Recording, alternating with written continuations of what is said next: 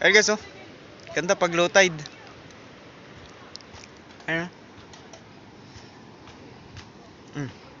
Ayun, oh. Ganda ng mga bato-bato dito, oh. Yun yung kubo na layo tinatambay guys, oh. Yan sa tapat ng court. Ayan. Diyan ako nagpapapash ng umaga.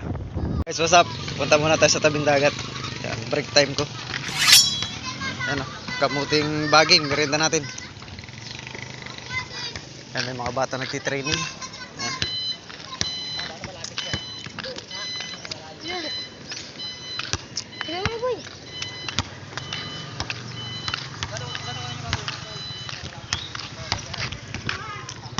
Oh, masipag yung coach nila guys. Yan, lagi ko nakikita yan dyan. Pag nag-overtime sa trabaho ko. Yan sila ang lagi nandyan tuwing gabi. Yan, practice sila kahit gabi. May ilaw naman dyan. Yan, shoutout sa coach nila. Sipag.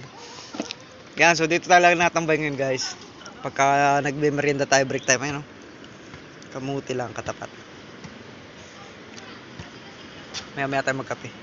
Pero ganda pag low tide, oh. Baba tayo.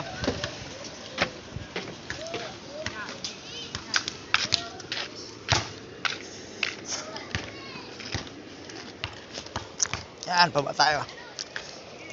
Diyos, ganda. Kahapon nag-reels tayo. High tide. Ito pala, maganda pala to pag low tide. Ayun guys, oh. Ganda pag low tide. Ayun.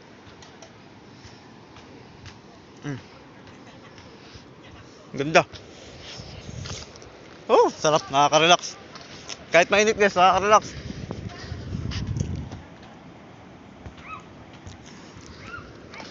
Sa ano to, saan ba ako tapat? Barangay Gango. Ito sa may Pumalig.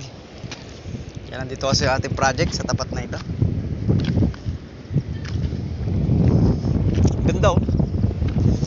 Guys, yung kalat na yan, normal lang po yan, ha. Kasi yan ay seaweeds. Yan. Yan, madulas pala, guys. Parang maganda punta sa bangka, ah. Yan, ganda, oh. Oh. Yay. Kababawan yan dyan guys, tignan nyo, sa yung bangka. Doon sa may alo na yun, nandun ang bago maglalim. Doon banda. Ganda rito kung may drone. Sa susunod pala yun natin sasadyain drone. Kaya lang wala pa tayong pambili. Ayan, oh. So mga bangka dito guys, ganyan lang kalalaki. Ayan, oh. Mga pang dyan lang, balik-balik. Yan. Paglabas nyo naman dito, Pacific na yan guys. Pacific na agad yan, ilang milyahe na lang yan, Pacific na. Tapos yan, malilit na bangka.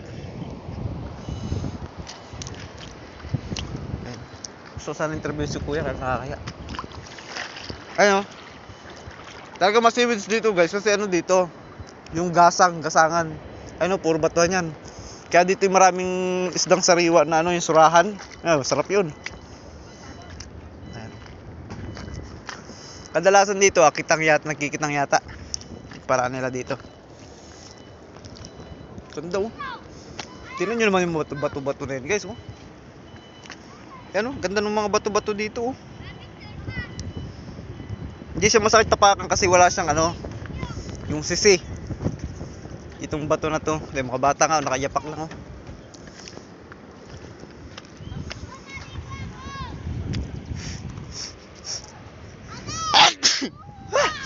Ano ba yan? Yun yung kubo na layo tinatambay guys, oh. Yan sa tapat ng court. Ayan. Diyan ako nagpapapash ng umaga. Nakikilaro-laro ako sa mga taga dyan. Ayan. Silungan tayo sa bangka na to.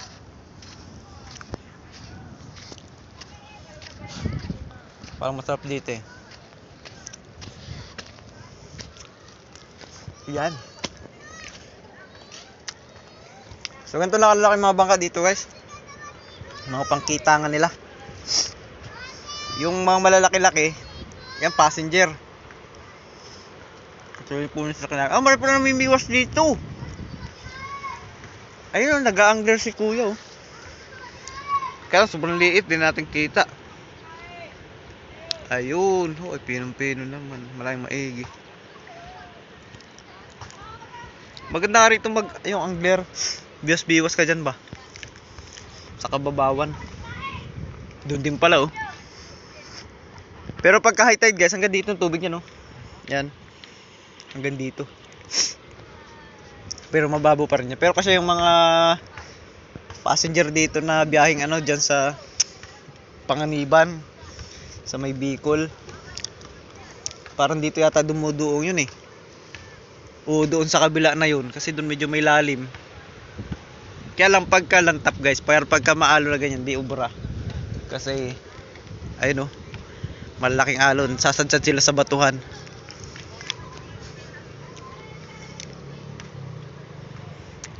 Kaka-relax ano. Ganda. Yo, sa mga subscriber ko na gustong pumunta rito sa Humalig Island, ang pamasahe po sa bangka 500. Yan, mula po sa Real Port papunta po dito. Tapos ang biyahe niya guys, 4 hours. Minsan nagpa 5 pagka malaki ang alon. Pero minsan naman mas mabilis sa 4 hours basta banayad. So pagdating naman sa alon guys, huwag kayong matakot kasi hindi naman yan paalisin ng Coast Guard pagka talagang masama at saka malaki ang alon. So basta yan ay pinalis ng Coast Guard, ay kayang-kaya po ng bangka yan. Pero basta ngayong summer, ano, maganda ang dagat. Medyo nagkaroon lang kasi, yung biyahe lang kasi namin guys, medyo may sama ng panahon. Kaya medyo maalikot ang alon. Pero wala namang gill warning. Paalisin naman lang. Basta pinalis ng Coast Guard guys, ano yun, safe yun. Ayan oh.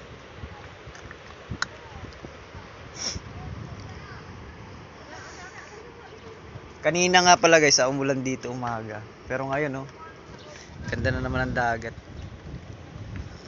So ingat yung mga turista natin, ano po. Ayan. Na nagbabakasyon.